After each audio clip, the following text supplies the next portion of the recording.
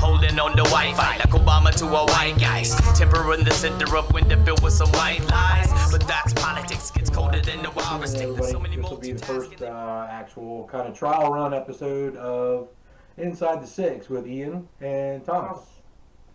So thanks for looking in. We're just going to kind of go over some stuff for week 24 of English Premier League and maybe some other stuff here and there around the world for football, real footy, not that American stuff.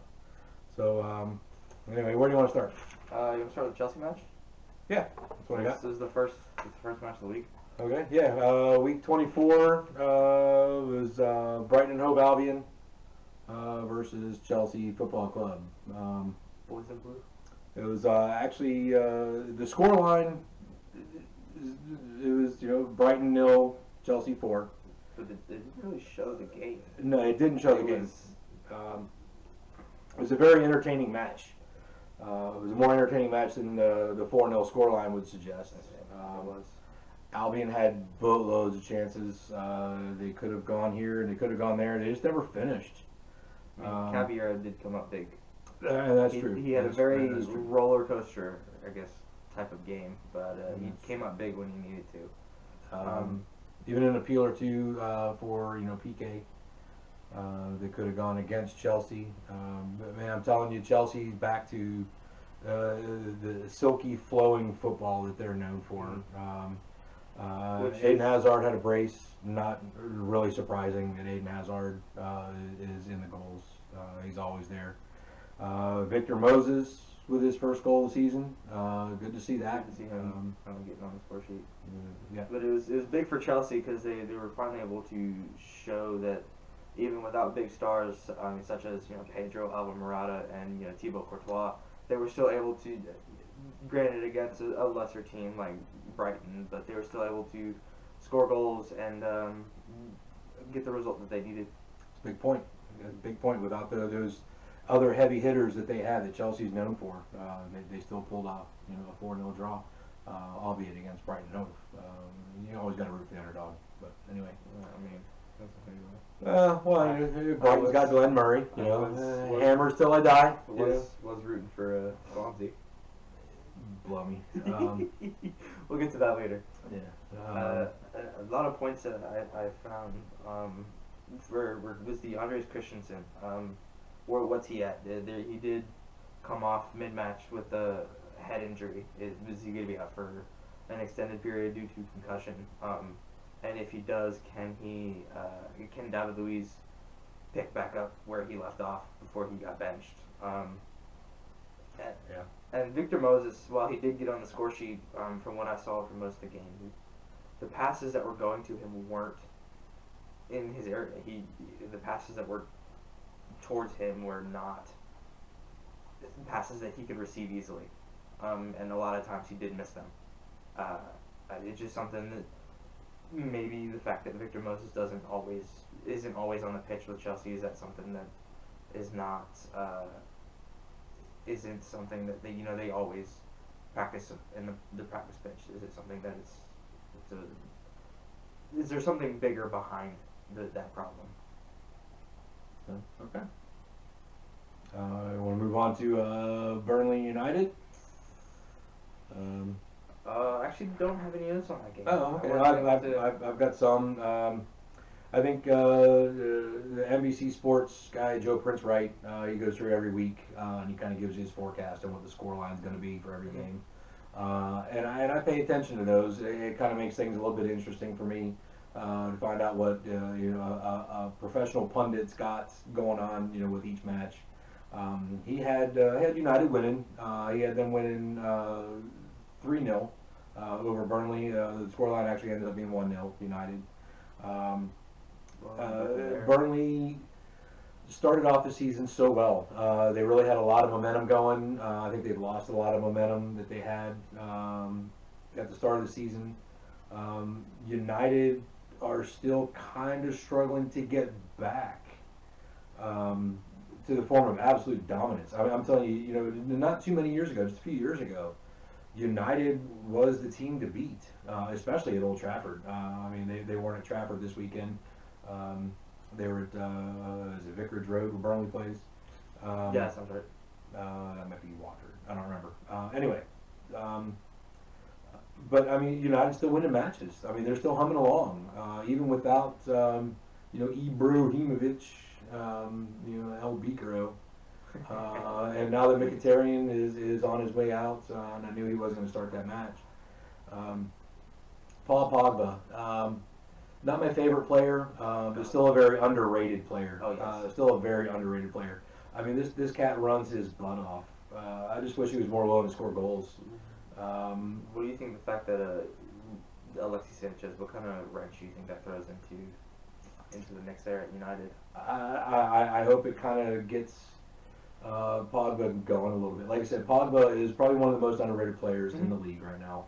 I mean, he manages, 8 kilometers a match, I think, which is a lot of running over 90 minutes. He's not scoring the goals, but he is creating the chances for other guys to score the goals. Even though this one was only a 1-0 match, and if I'm not mistaken, it was Anthony Martial. Not surprising No. that Martial scores goals. Fantastic game player. Yeah. I think United's biggest problem so far this season is they're trying almost too hard to come back to Man City's level.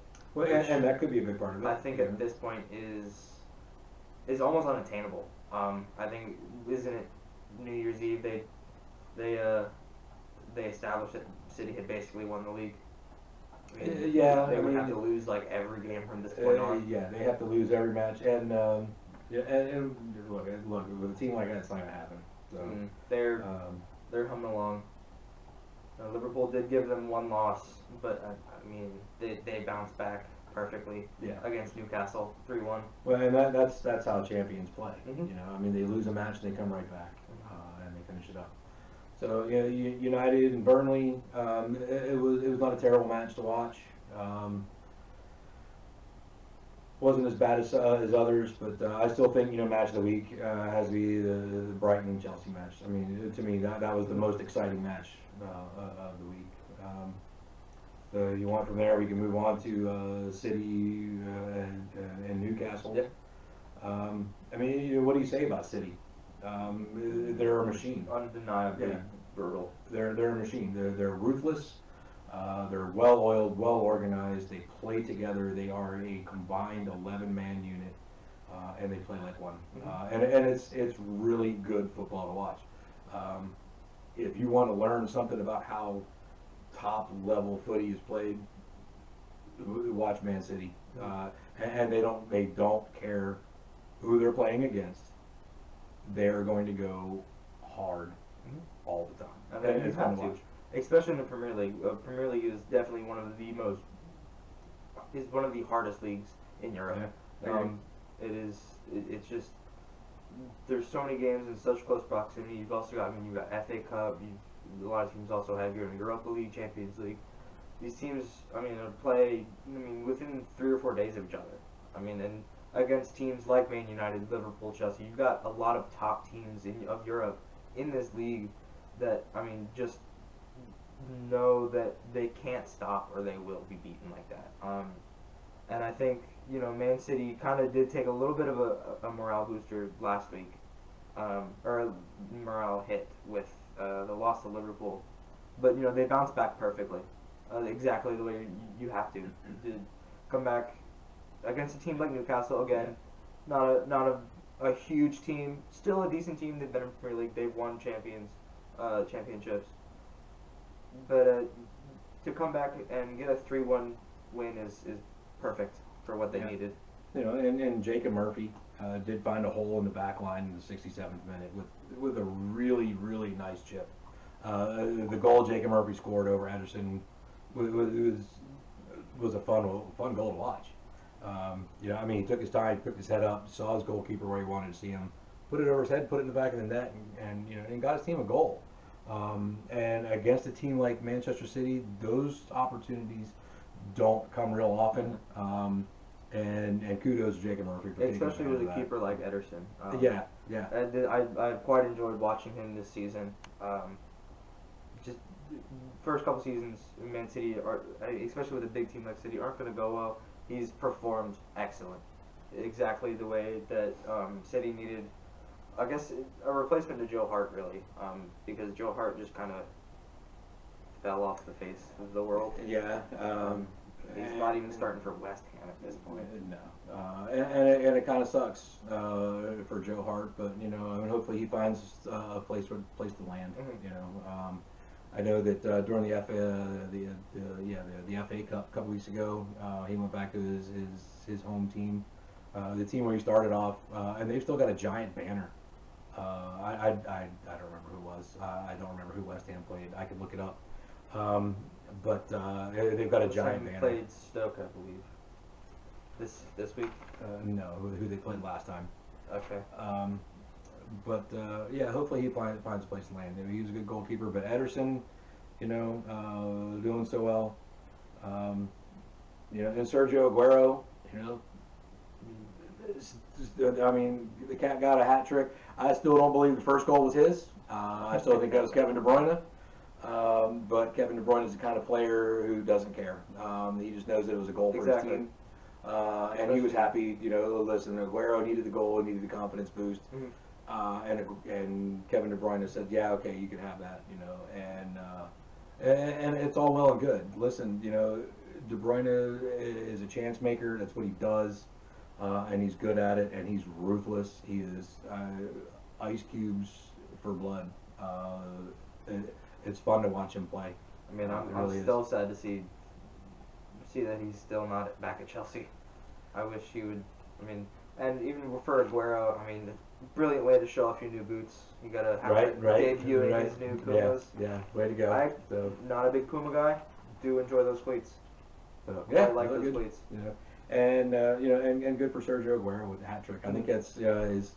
He doesn't have many of them. I forget the stat they gave. Watching the match, that he's only got a certain one, but it's well and good. And Newcastle gave it everything they had. Mm-hmm. For 90 minutes, especially in the second half. I mean, they took what they could to City, but City just had an answer for everything. And so you really got to against teams like that. If you're in a relegation position or in the bottom half of the table, and you're going against especially first team in the league, you've got to just give it all out there. Don't leave anything left in the tanks. Make sure they're empty at the end of the game, because if you think that you could have given anything else, then maybe you could have. Maybe it could have helped the team. You've got to fight for. Sometimes that one play makes the difference. It'll change the complexion of a game in a heartbeat. Yep. So. Want to go with the Stoke Huddersfield? Stoke Huddersfield. I've got 3 words. Garbage. Garbage. Garbage. It was Stoke all game. It was just not an entertaining match. It was Stoke all game. It just didn't have any entertainment value. It really didn't. Fantastic first win for Paul Lambert. First match as a manager for Stoke. Joe Allen's goal was quite a very, very beautiful goal. But I mean, that was really it. I do wonder, can Stoke keep Xherdan Shaqiri? He's a very talented player, and he knows he is. And you can see the frustration on him, and a lot of times. I mean, it was a 2-0 win for his team, but you can see the frustration when he puts a really, really teasing ball into a dangerous area, and nobody's there to attack either post. That's got to be hard on a guy to do that over and over and over, or to get into a dangerous area and find out that the ball is not coming. That's got to be really hard on a guy's confidence. It's got to be hard to keep a level head in a game situation like that, where that just keeps happening over and over and over. Can they keep him for their sake? I hope so. For his sake, I hope he leaves. He's got to. I mean, if he's going to flourish, he's got to go. I don't think he'll be leaving this January transfer window, especially since it's ending soon. But definitely in the summer. Especially if he performs extremely well during the World Cup this summer. I think he's got offers they're coming very soon. I think they'll be coming too. It just, I've got a note here that I want to rewatch this match. I want to count how many times the ball was headed, compared to how many times feet were used. But I don't hate myself that much, so I've done it. You know, I'm looking. You know, Huddersfield had a 67 or 68% to 51% passing accuracy. And I think a lot of it is the fact that probably, I mean, and it's just, you know, in my count, 70% of the balls were passed in the air from one forehead to another. It looked like a popcorn maker. The ball was just from forehead to forehead to forehead to forehead. It wasn't going anywhere. Huddersfield didn't even have their first shot on target until the 75th minute. Yeah. It was not an entertaining match at all to watch. Stoke had to be even though they had a 2-0 win and they really needed it. Paul Lambert needed it. It was not a fun match to watch. It was a chore. Especially, I mean, Stoke is just above the relegation zone, I believe. I believe they're 17th right now. You know, it's a good win for them to get some points, maybe move up the table a little bit. I mean, other than that, it wasn't much of a game. It was just kind of there. Yeah, not interesting at all.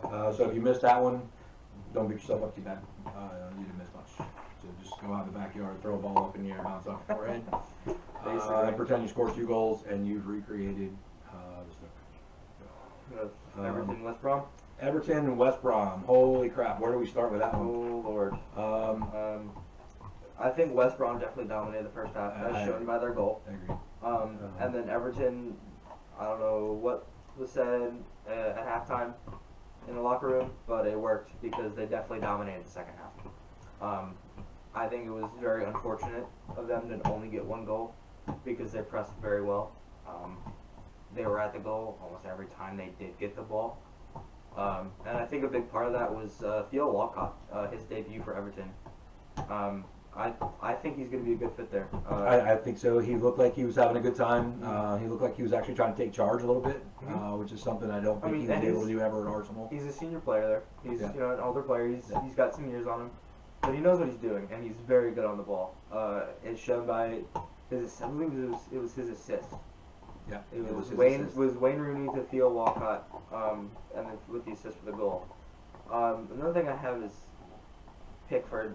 I mean, where's Pickford's performance this season? I don't think. I think a lot of people saw Jordan Pickford last season and said, "Holy crap, this kid's busy all the time." I don't think he's as busy this season as he was last season. So I think that's a little bit of a change. He's got a different 4-man back in front of him. That's true. And I don't think they've come to that point where they gel so much. He's still a good goalkeeper. Oh, absolutely. He's still the England #1 right now, I believe. Is he? I thought Rachel Forster was. I could be wrong. That's definitely worth something looking into. We're going to look it up, but if you guys want to mention that in the comments below, you go right ahead and do that. We're always down for that. I know that coming into the match, Everton had not had a shot on target in the Premier League in almost 4 hours coming into the match. So okay, not a shot on target in almost 4 hours. This is a team full of world-class players. Everton's not a slouch team. They're not a bottom half team. They're not a relegation team. They're kind of floundering the last couple of years. We've got a new manager now. Big Sam's in there, and he's kind of changing some things up. I believe it's Jack Butland actually. Rachel Forster is not playing. Yes, that is. Yes, I did hear that. So you're definitely right. Joe Hart's still on the sheet, but I don't think he'll be playing in the World Cup this summer. Yeah, I don't think he'll go with the team just based on his performances. Everton also has until this past week no points in calendar year 2018. Except for this one. This is their only point. This is not a good start to the year. No, not a good start, which is probably why Ronald Koeman's gone. Yeah, it is. What are you going to do? Every other team in the league had scored points in the calendar year except Everton until this past week. Big talking point of this game, Solomon Rondon. Man, you got to feel bad for him. You got to feel bad for James McCarthy. That collision. Like I said, when I was watching the match, I watched it real time, and I could not figure out what happened. I had no idea what was going on. Why is everybody, like, oh my God, you got to come, you got to come. I mean, Solomon Rondon stopped him. Even the keeper, Pickford, stopped Yeah. immediately. Yeah. Which is fantastic to see in the football community, to see that you know someone's injured on the opposing team. You're not going to take advantage of that. As someone who's played soccer my entire life, you stop. Yeah, and especially Because- an injury that was as obviously destructive as it was. Yeah. I mean, it was not a mild injury by far. Sad to see probably most likely the end of his season. It could be very well a career ender. He just came back from injury. I hope not. He's very, very, very, very solid defender. I think Pickford might actually struggle without him in front of him, but he went in bravely, stopped the goal, and sometimes you got to do that for your team. You got to put yourself on the line. You never want to see what happened though. It's just not. It's not good. No. It's never good to see an injury like that. Even Seamus Coleman, who he was in the stands for this game, he even stopped, and the commentator said he most likely went down to talk to James McCarthy. And it was a pretty quick move. To see Seamus Coleman leave the stands, heading apparently down into the dressing room. Very, very professional from him. Yeah, good stuff. Good stuff. I thought through that entire match, I thought West Brom had the upper hand. I thought they were the better team for the majority of the game. And this is going to sound crazy, kind of maybe a little bit weird, but really pat on the back to Solomon Rondon for being able to continue in a match. Yes. Where something like that happens. He was obviously distraught. He was upset. A professional player never goes into a match thinking I need to hurt somebody to get this goal. And like I said, props to Solomon Rondon for continuing the rest of that match, and giving everything he had. Good for him. So, what else you got there? The West Ham Bournemouth game. West Ham and Bournemouth. I don't know that I actually have any notes for that. It wasn't that much of a game. It's just another classic battle of teams at the bottom, just fighting for points. I think those games are usually better. This one ended up I usually enjoy them a lot. Not being, at least not the match that I enjoyed the most this week. Joe Hart again. Where is he at? What is his career even, is he still gonna play? Does he have anywhere else to go? We'll see. Other than that, I wasn't that much of a game. Yeah, and a lot of times, to just reiterate your point, that a lot of times those the lower bottom half teams, just duking it out. They both kind of put it all out there. They both have something to gain. They both have something to lose, and you like to see teams just really go after each other and try to create chances. Fighting for their life. Fighting to stay out of the relegation zone. And that's one of the things I love the most about this game and the way it's set up in the English Premier League is every game counts. Right now, we can crown City champions, but who's second, third, fourth? Exactly. Who's in the Champions League? Yeah. Who's in UEFA? Who's relegated? Those games. It comes down to the last day of the season, and that makes it really exciting for me to watch these games.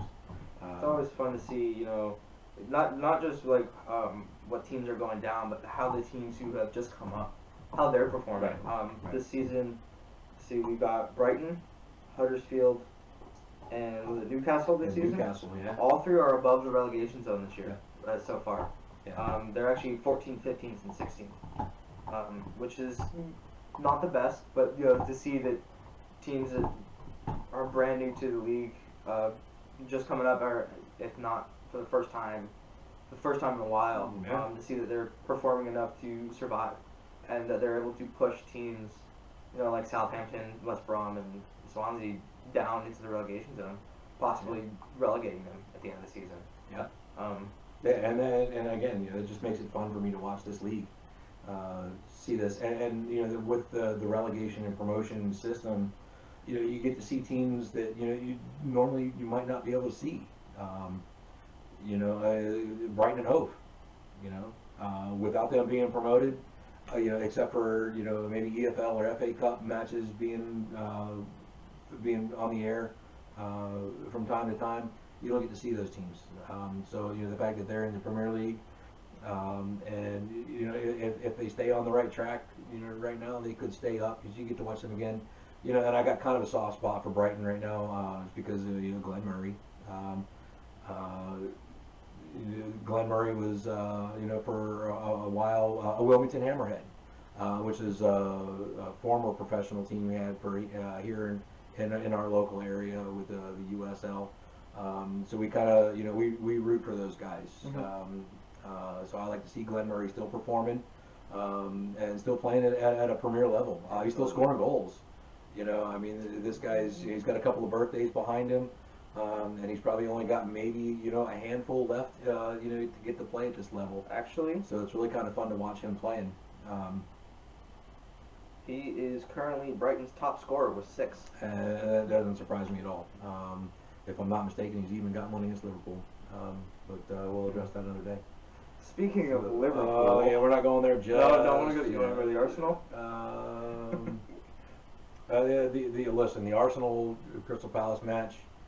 Arsenal, Crystal Palace, 4-1. Arsenal's back in the goals. I think this is their first win the calendar year. Crystal Palace, Christian Benteke, still, the lone striker for Crystal Palace. 1 goal in 18 matches. How's this cat still have a job, man? It's seriously. You got a job to do, and it's score goals, and you do it once in 18 matches. We're 24 matches into the season. That's not good. My big thing is, what about Wilfried Zaha? I believe Again, another underrated, yeah, very underrated I player. believe he's definitely Crystal Palace's top player right now in all facets of the game. I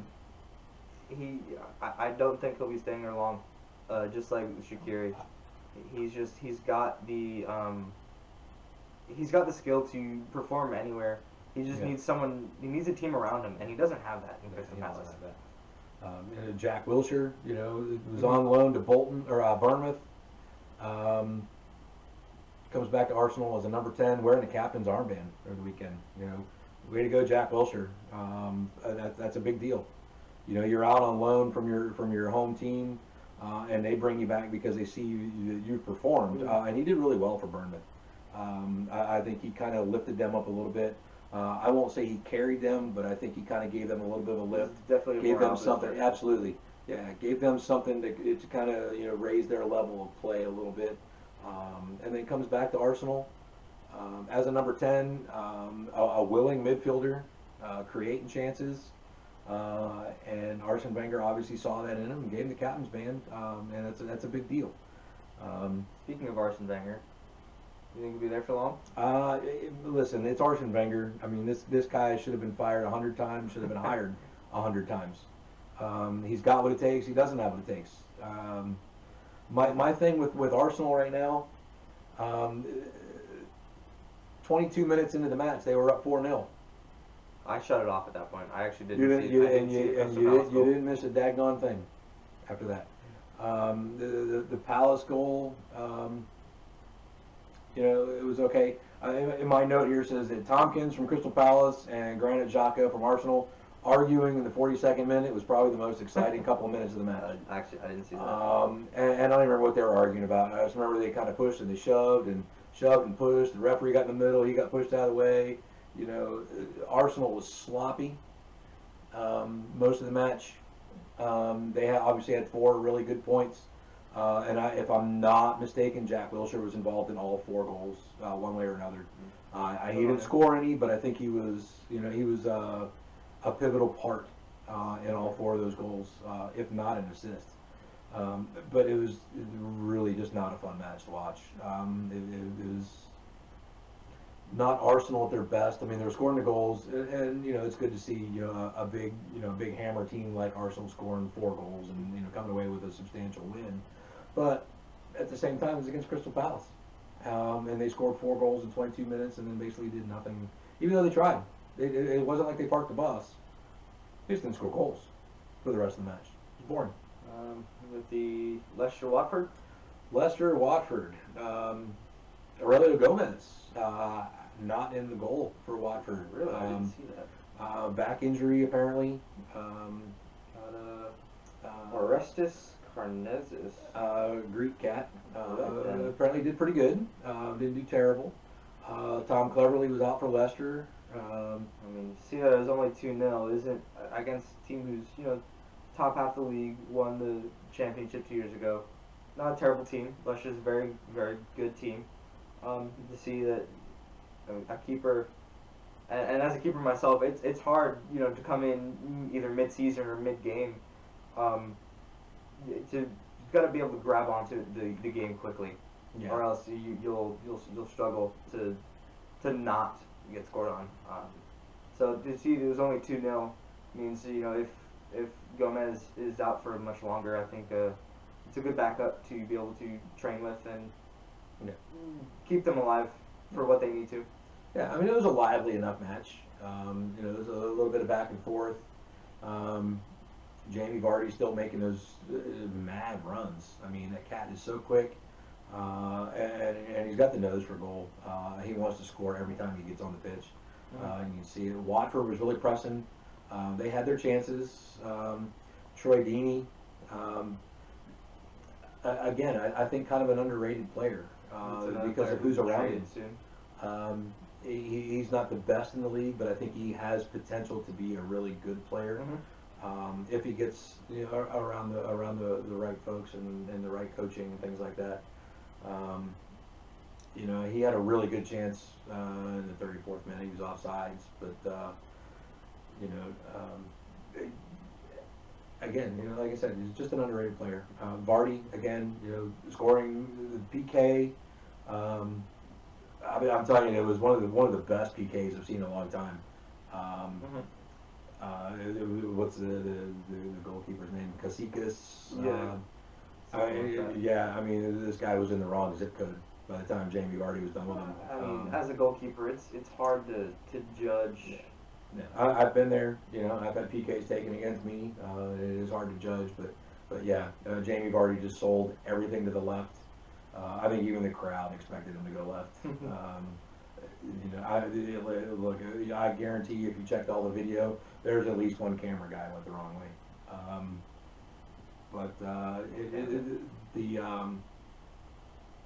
It needed a better scoreline. 2-0 didn't do it justice.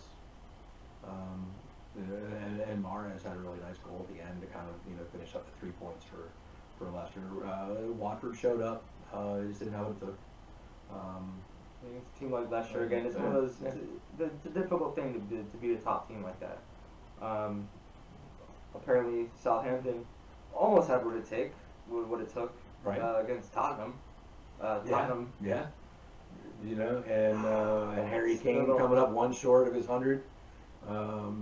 He's still looking for that 100 goals for Tottenham. I mean, it's still Harry Kane. I mean, this guy's going to score goals if you give him half a chance. He's always looking for the opportunity. He's got the skill. He's got the golden boot this season so far too, if I'm correct. He's still number one. He can't score enough apparently, because Tottenham they're only 5th in the table. Well, it's Tottenham. I mean, they always end up fighting for their life, so to speak, in the top 5. At this point, they're in Europa League contention. But my just kind of a quick opinion on Tottenham is they've got a lot of really, really good quality players. They're just not ready to work together as a team just yet. Maurizio Pochettino has got a fantastic group of guys playing for him. And when they start, when those gears start to click together, they're going to be a machine too. Eric Lamella's back inside. Is he really? And he's making an impact. I think he's kind of calmed down a little bit. He's not the. He doesn't seem to be the impetulant, impertinent little hothead that he was, a couple of seasons ago, which is good. I mean, because the cat has got skill. Absolutely. He just, I think he thought because hey, I'm 18, I've got skill. You have to let me do what I want, and I think he's kind of grown out of that a little bit, and it's good to see. It's good to see him being a little more of a, not so much a senior player, but being a little more mature. He's matured a little bit. Delhi is a good fit into that group of very skilled players who, I think him and Harry Kane work better together than him and most of the other players on the team. But Delhi's he's still a fantastic player. If I had to pick a team, he would most likely be in the midfield. He's got the skill. I think like Eric Lamela, he needs to mature a little bit more before he'll get there. He moves further. I think once he does mature a little bit more, he'll probably end up moving on. I think, absolutely. I think he's either going to Spain or Germany. Yeah, and I was just going to say he's going to go to one of the other European teams, and There's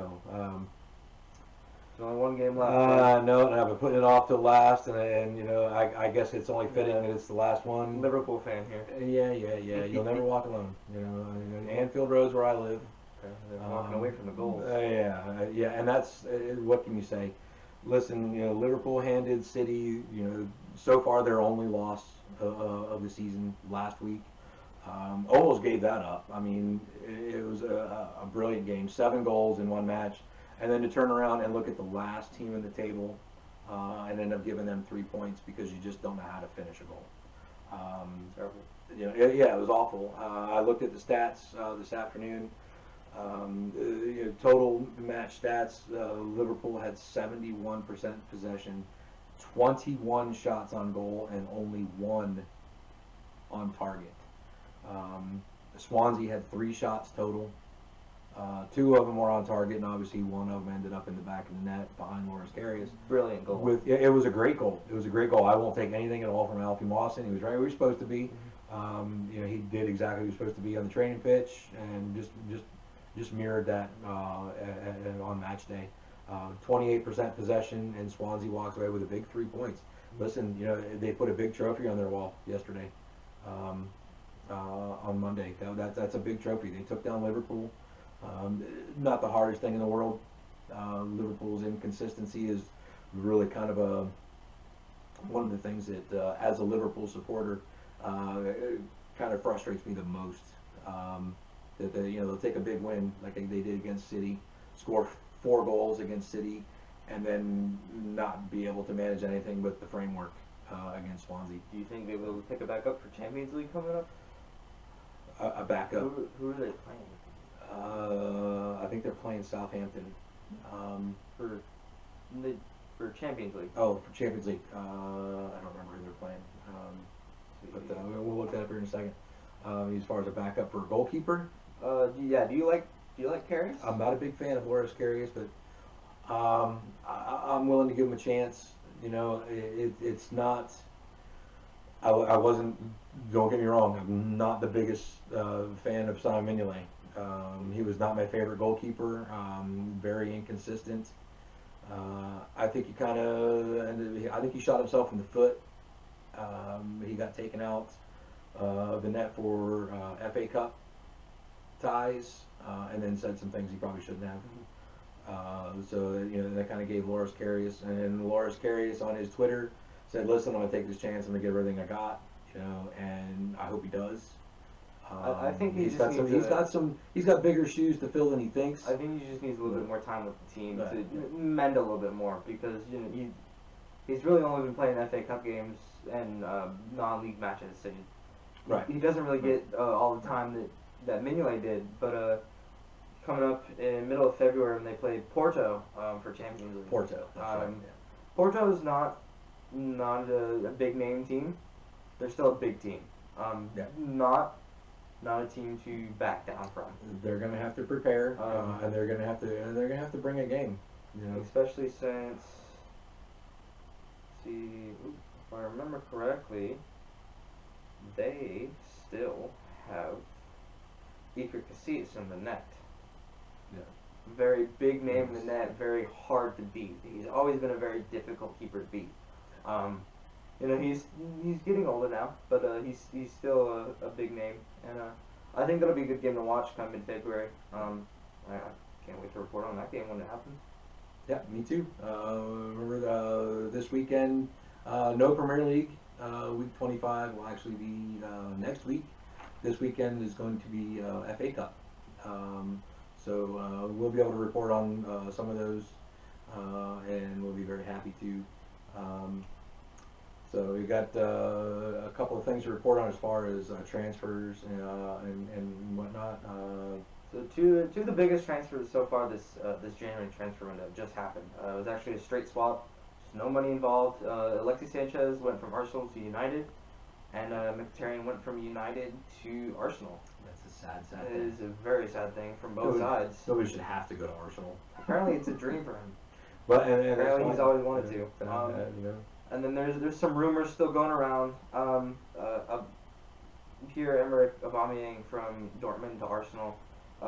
Actually, just saw something from Arsene Wenger saying there's a lot of reports saying it was a done deal, and then Arsene Wenger just came out, I believe yesterday, saying it is not actually a done deal. I think that Dortmund actually played Hertha Berlin yesterday, and Aubameyang was actually in the lineup. I don't Not know my if favorite player. that'll be He's happening. very fast, but I've never seen a big money player miss an empty net as many times as I've seen Also, Pierre-Emerick Aubameyang. I don't think it'd be smart for his career to go from Germany to England.